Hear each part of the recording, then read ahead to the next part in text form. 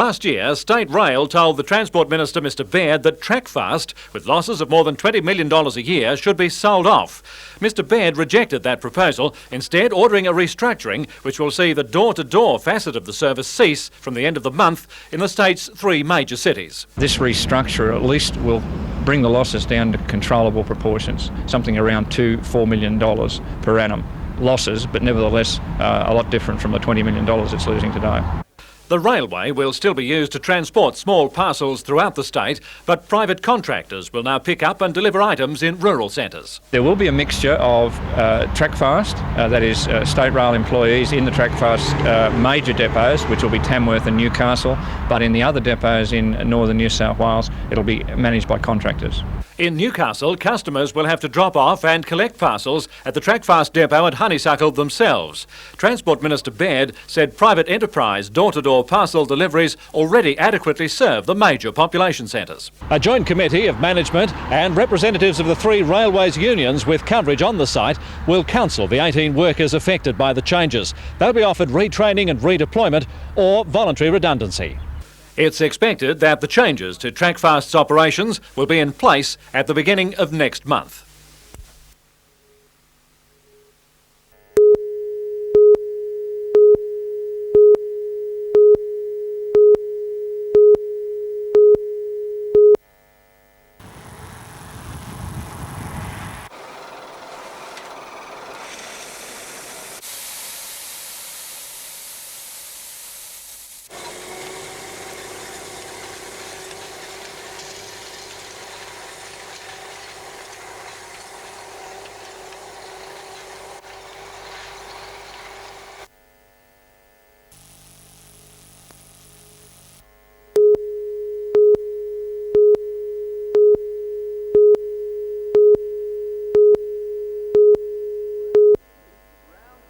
Round 2 of the 6-round series attracted more than 50 riders from all classes. Riders split into different classes, the 200cc and over 200cc, the feature events. Competitors from coastal areas dominated the field, but inland New South Welshmen made sure they didn't feel too much at home, with no rider getting much of a lead. Nathan Litton from Lismore took out the under 200cc grade title, and Inverell's Owen Chapman the over 200cc title. An incident-free day made way for some impressive riding. Competitors will return to Inverell for the final round in October.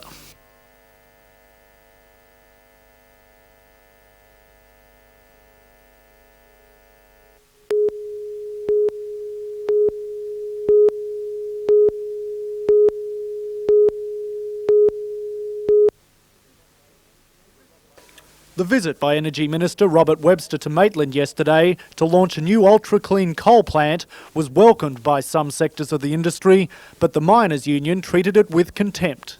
I've seen some fairly cynical political exercises in my time in this industry, but none would rank with Mr Webster's visit to Maitland yesterday. The union says it's furious because the minister who opened the plant is the same man who has overseen the closure of Hunter Mines, costing hundreds of jobs and locking up resources potentially worth millions of dollars. Mr Land has written to the minister seeking the government's support for the union's Survival 92 public campaign to stem the flow of mine closures. But Mr Webster replied that he could not support a course of action the industry may embark upon that is at odds with government policy. In my opinion, hasn't got a scintilla of sincerity in him when it comes to Hunter Valley coal miners. The union is still trying to meet with the minister to discuss not only recent mine closures, but also the future of state-owned operations, which the Federation itself has offered to buy. The union believes the Greiner government no longer plans to sell off the state mines, but is instead looking at shutting down the Awabba and New Vale collieries. Well, it means another 400 Hunter Valley coal miners on the scrap heap, on top of the 500 we've already got cabled out. Mr Webster stated in writing late this afternoon that it was too early to write off both mines and they were still on the market. But he said that while the government is keen to see the Hunter's coal industry grow, it's not in the business of propping up non-viable mines. Scott Bevan, NBN News.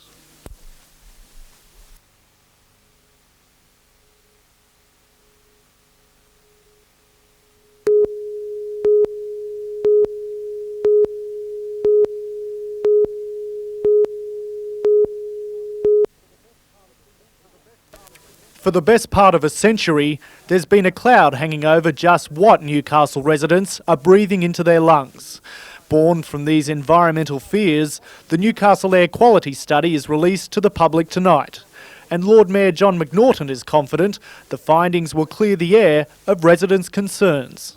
What I have been told by background briefing is that it is a good study and it shows that the air we have is quite good. The study, undertaken by the University of Newcastle Research Associates, looks at air quality changes in the city's industrial areas over the past 15 years. It's been put together in 6 months, but the Lord Mayor says Newcastle has been waiting much longer for this kind of research. We were promised it over 3 years ago, and that's why we put the so-called moratorium on development. The Minister for State Development, Michael Yabsley, has preempted the report's release by calling for the council to lift the 3-year moratorium on approving more heavy polluting industries. Mr Yabsley says the ban should be removed to help stimulate the economy. Well, I hear what he says, but I'm not going to take any notice of it. We'll make our decisions on the basis of what we've got. And we have.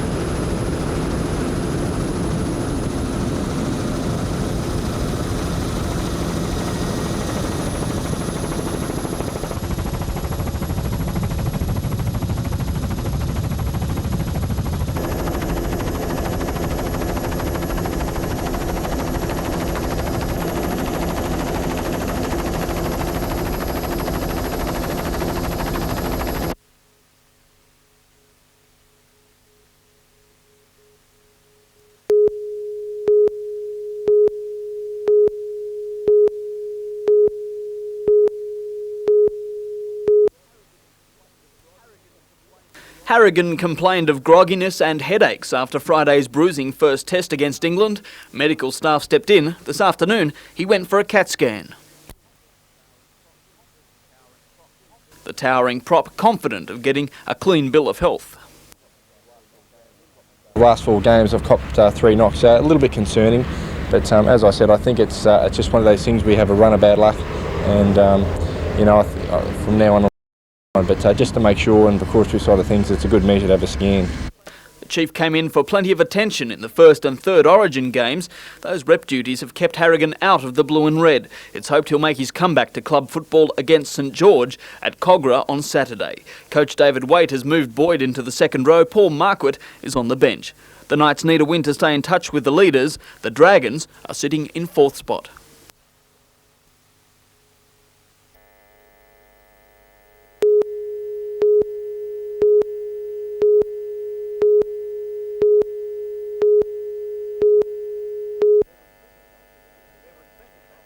There was plenty of activity as the buses headed off for the afternoon peak today, but it could be a vastly different situation on Friday. Drivers plan to stop work at 10 a.m. to discuss the dispute over privatisation. There's every possibility they won't be in a hurry to return. Months of negotiations broke down today, with State Transit saying the union has reneged on a deal which would have secured the future of Newcastle buses. The union has a different interpretation. You go in to negotiate with them, you go out of the room, you come back and the ground rules have changed. So it makes it pretty near impossible to come to agreement. More than $2 million must be cut from annual operating costs to enable State Transit to sign a contract with the Department of Transport. But the drivers are determined their employment conditions won't be eroded. What we don't want to see is a breakdown of our roster system. We believe that as far as health and safety of our workers is concerned, that was going to be too much. State Transit has had the matter listed in the Industrial Relations Commission on Friday. Meanwhile, the Department of Transport said today it's still a long way from calling private tenders for the Newcastle runs, an action which the union says would lead to an immediate national drivers' strike.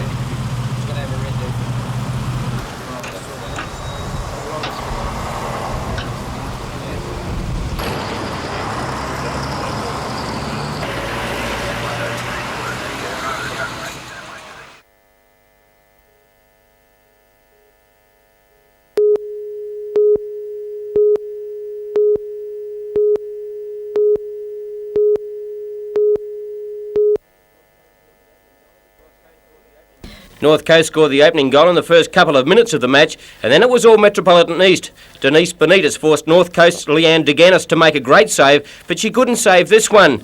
Melissa Denning was brilliant on the right flank, a great fake, and then her curling cross found the back of the net to tie the match. Time and again the Blues pressed forward. Benitez superb. Finally rattling the woodwork, but for no result. 1-1 and overtime was called for. North Coast applied the first pressure, but Met East weren't going to be denied. With time running out, the joint champions likely, a long ball drifted over the top of the goalmouth scramble.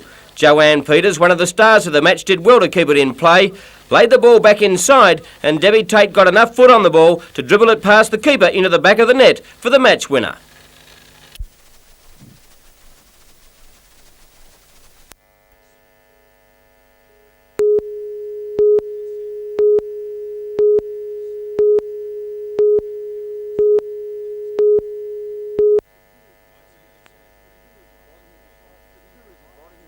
The tourism body has applied to Minister Michael Yabsley for $50,000 per year for the next 3 years to pay administration costs. The outcome of that submission should be known by June 30. It will mean a future or folding for the authority. We really do need that base funding from the state government if we're going to continue. We operate with strong support from the local community, the business houses, local government, but we find we spend so much of our time chasing that guarantee for next year that we can't develop our strategies properly. Tony Wilkinson says if the body has to close, the region will be the big loser. He says since the authority's establishment in 1985, it has created tourism and employment in the district. He says it's vital the funding is approved and the body continues to operate. The decision's already been made. If we can't have a guarantee of funding, then the authority will wind down this year.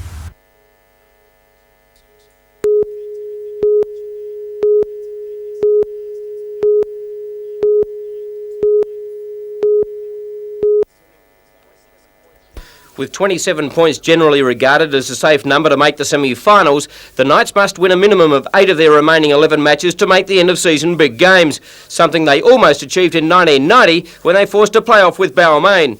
They will have to better that performance, and tomorrow against the Dragons, the Knights will field their strongest forward pack for some time, with Test player Paul Harrigan coming into the side and David Boyd moving back to the second row. There is still big question marks over the fitness of fullback Brad Godden and centre Tony Kemp. The final make-up of the side won't be known until tomorrow morning.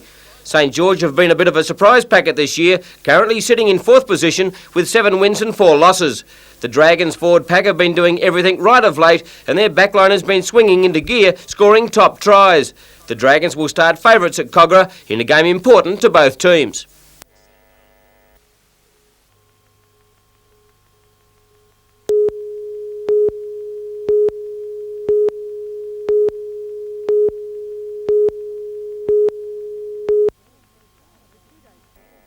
The 2-day fair held at Armidale's Town Hall is a follow-up to a new science and technology syllabus introduced 12 months ago. The new form of teaching encourages students to learn by doing, a hands-on approach to the subject of science. The kids just love to get their hands on, to lose some of that fear that I guess a lot of people have about science, that as unapproachable subject that really is done by people in white coats. They see that they can actually play with things, they can have fun. The fair's opening saw works of real scientists from departments of the University of New England, as well as the kids themselves. Participation was the name of the game, with students from kindergarten to 6th grade quite literally getting their hands dirty.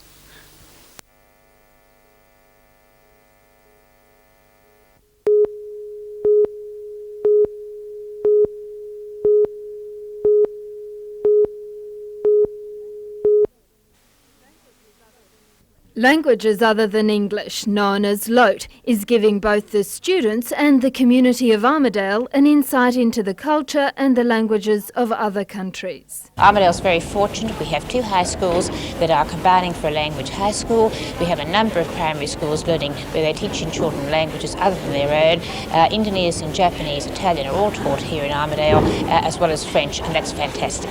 With Australia becoming more multicultural, Language Week is providing a range of entertainment by cultural groups and schools, as well as language teaching methods. Organisers believe there's a need for the community to become bilingual. I think most recently our increased contact with the Asian countries has made it very clear that those languages have been far neglected, but it's equally important to recognise that the European languages are important to us and that we do need to encourage our students at school to learn languages other than English. Festivities will continue in the Town Hall until Friday.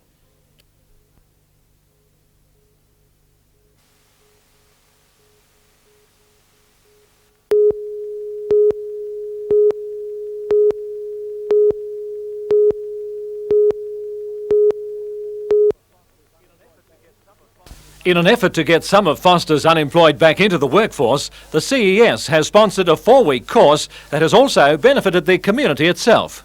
Well, as part of the Employment Access course, we organised a project looking at restoring some of the vandalism and some of the work that had been, I guess, undone by young people in the local area. Participants in the course are reconstructing a bridge and a building as part of a remembrance walkway. They'll also undergo classes in personal development and job preparation, making their chance against other job seekers that little bit better. 6 of the original class have already found part-time employment, with the remaining ones to graduate tomorrow. The majority are from Foster, but some are travelling from as far away as Bulahdelah. Probably the main factors is communication, self-esteem and the ability to work within a team environment, working together to accomplish a task.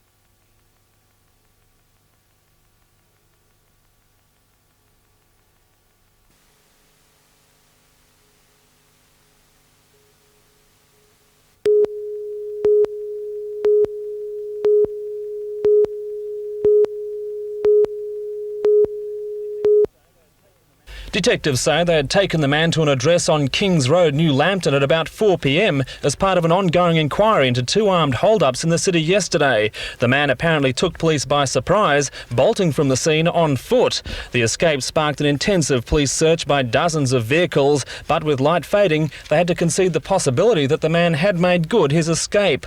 Although he's been charged with 2 armed hold-ups, detectives say he's not considered dangerous. Late this evening, the dog squad was called in to assist in the search. The man is described as 35 years of age, of short build, with a long red beard and a receding hairline. Tom Hilston, NBN News.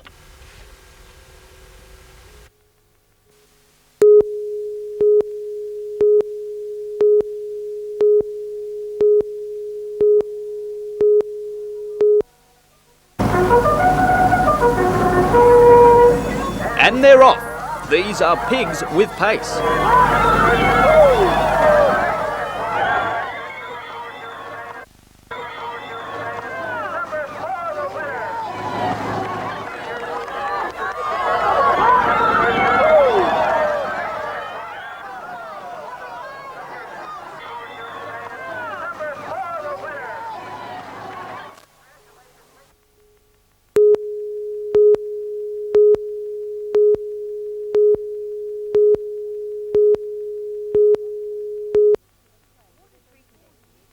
Water treatment engineer Keith Craig has spent 4 years perfecting the direct filtration system. In 1988, an Australian first was achieved. The system was implemented at Dungog Treatment Plant. Stage 1 of direct filtration involves the mixing of water from Chichester Dam with chemicals including alum. These attract water impurities like dirt, clay and colours and form small particles called flocks.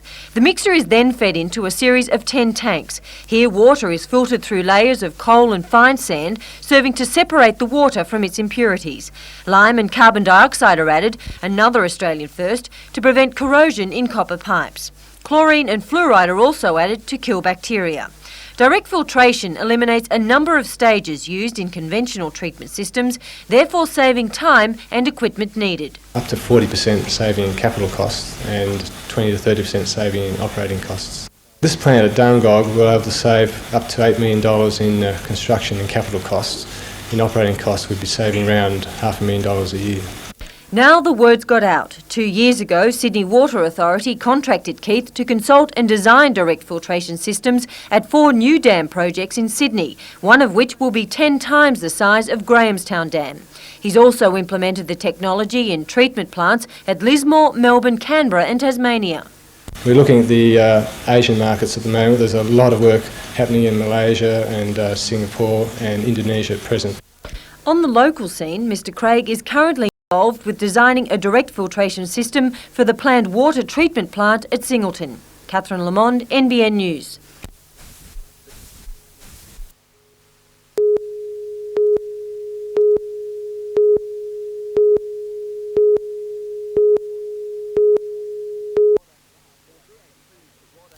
For BHP's Rod and Bar Products division in Newcastle, the profit plummet came as no surprise. It manufactures steel for use in construction. Other customers include the mining and rural industries, and the message is clear: demand is down. The market for steel within Australia overall dropped about 8% last year, and for Rod and Bar even more, approximately. But while domestic markets have deteriorated, steel exports have increased. Record levels. 2.4 million tonnes of steel has left Australia. That's up 23% on last year. BHP will not release specific figures for its Newcastle operation. However, Paul Jean says the news was not good. We give a great deal of detail already about our group results, and the more detail we get into, the more likely we are to have distortions. There's no doubt that Rod and Bar's performance was poorer than the steel groups overall, and hence the need for us to focus very, very carefully on improvement. 1,000 jobs have been cut from Newcastle's steel industry in recent times. BHP says these latest figures are not the signal for another wave of retrenchments.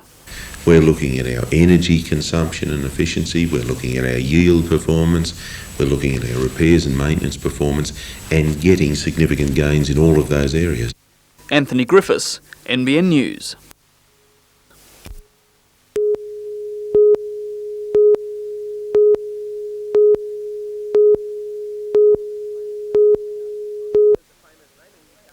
Quill is a famous name in Newcastle soccer circles, and young Brad had the chance to put Cardiff in front early.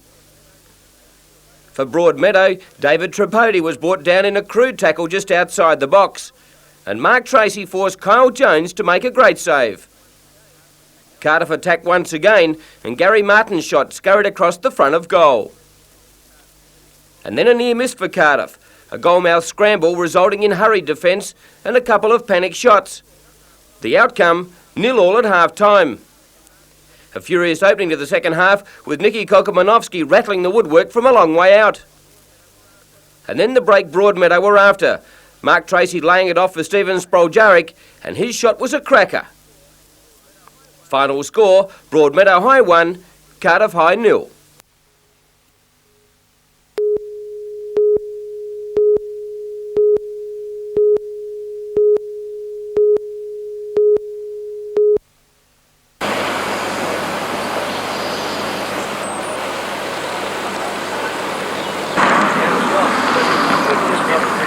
No sooner came and it ripped the carport. I heard the noise, I didn't realise what happened, and it lifted a carport that I have. I put them in here to collect the rain. It was raining all over the carpet, and I pulled it.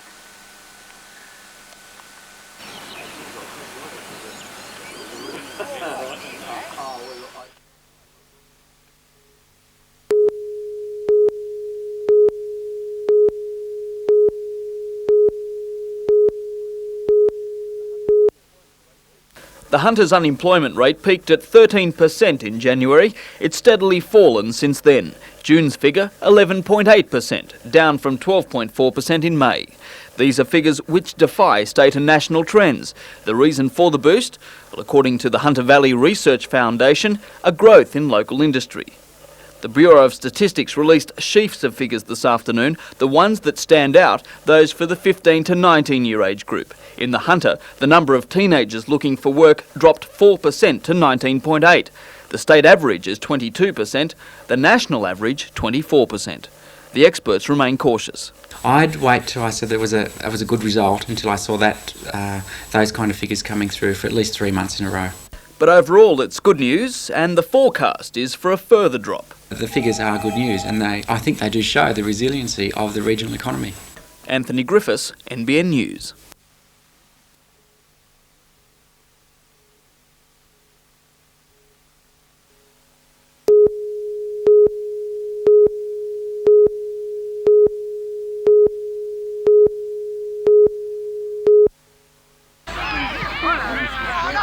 Yeah, that was a good round too.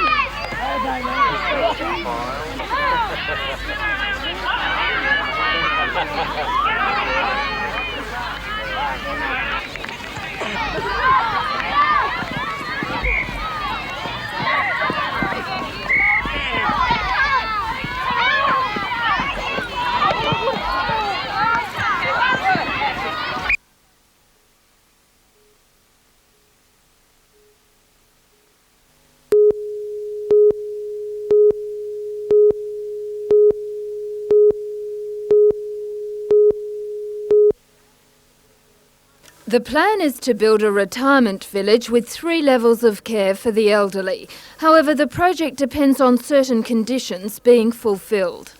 For example, getting government subsidy for hostel and nursing home accommodation has to be on the basis of the government's requirements, which are 40 beds per 1,000 people over 70 years of age. And there's a fair bit of negotiation to be done there.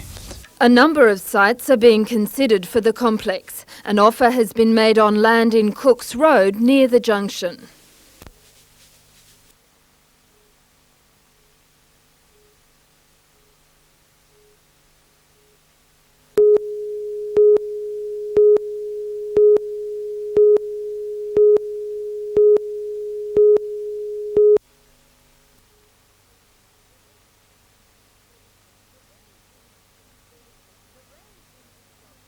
The rain didn't stop dedicated fans of jazz from attending the concert. Cloudy skies and makeshift tents, they listened to bands including the Generation Gap, Cool Dudes and Steve Taylor Brown.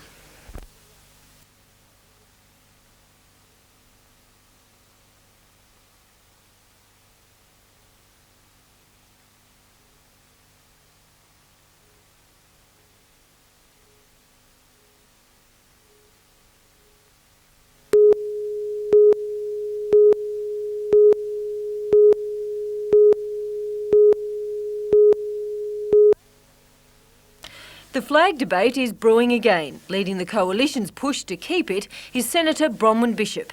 The senator has just been appointed to the coalition's Australian National Flag Task Force. Their brief to increase understanding of our heritage, constitution and history of our flag. It is the symbol of our nationhood and of our independence, and that it should not be denigrated. She believes Prime Minister Keating is not setting the right example. When I find Mr Keating going to a foreign land, denying his origins and denigrating his flag, I am ashamed. I am utterly ashamed. People attending today's meeting now plan to bombard Canberra with letters and petitions of support to keep the flag. Catherine Lamond, NBN News.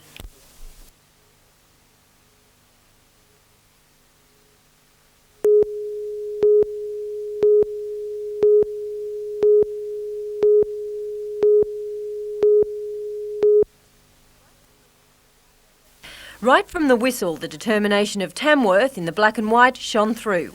Armidale kept applying the pressure with some strong defence, but it was Tamworth gaining the greater share of the ball and putting the vital points on the board. By half-time, Tamworth had notched up a handy 14-10 lead. From here on in, they didn't look back, using full-court play. Armidale tried tirelessly to peg Tamworth back, resulting in some impressive play. But the day belonged to Tamworth. Coach Dot Lockwood more than happy with her team, especially Nicole Rock playing wing attack and centre Samara Morris. Catherine Lamond, NBN News.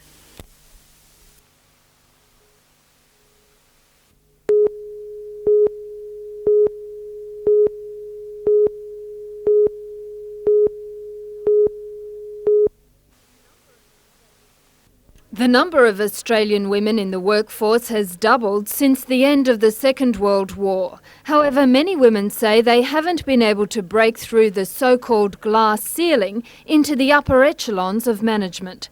To recognise the ability of those women who have done so and who are doing it well, a special award has been created. We'd like to recognise the achievements of women in Newcastle and the Hunter region. We feel there's a need for women to be recognised.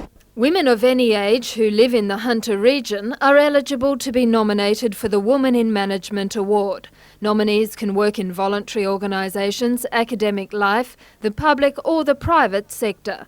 Mary McGill was last year's winner. She's a state organiser with the Metal and Engineering Workers Union. Women, especially even in 1992, are still not equal. It's very hard for them, especially in a predominantly male-dominated world.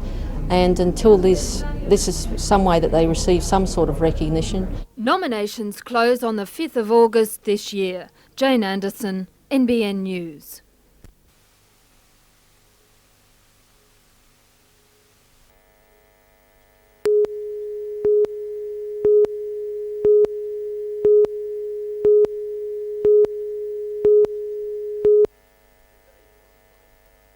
The two-day tournament held at Narrabri Showground saw 55 teams from as far afield as Tumut and the Southern Highlands compete.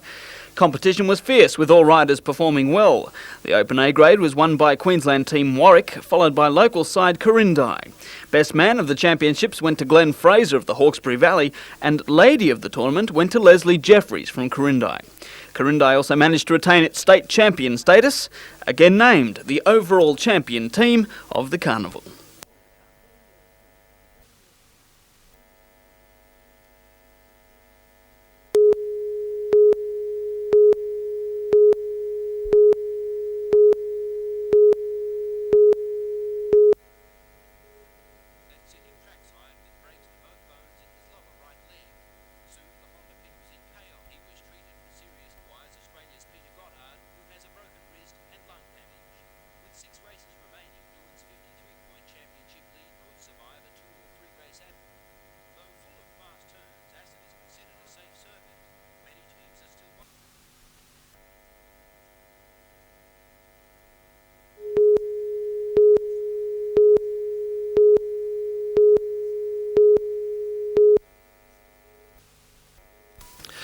Gninins announced its intention to bid for the Danish rail contract in February. The lucrative deal involved a $150 million first stage for the construction of 48 carriages similar to Sydney's Tangaras. They were to be followed by a 10-year second worth as much as $1 billion. Gninen put almost $1 million into preparation and tendering, but today they confirmed that the deal had gone to German engineering giants Siemens.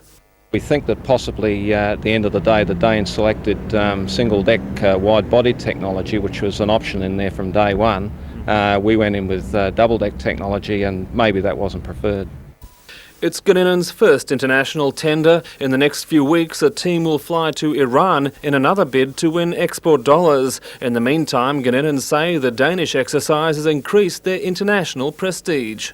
There are a number of other countries that have talked to us in the light of our work with the Danes, and obviously we'll be following up on those opportunities in due course, and we'll see what comes of that.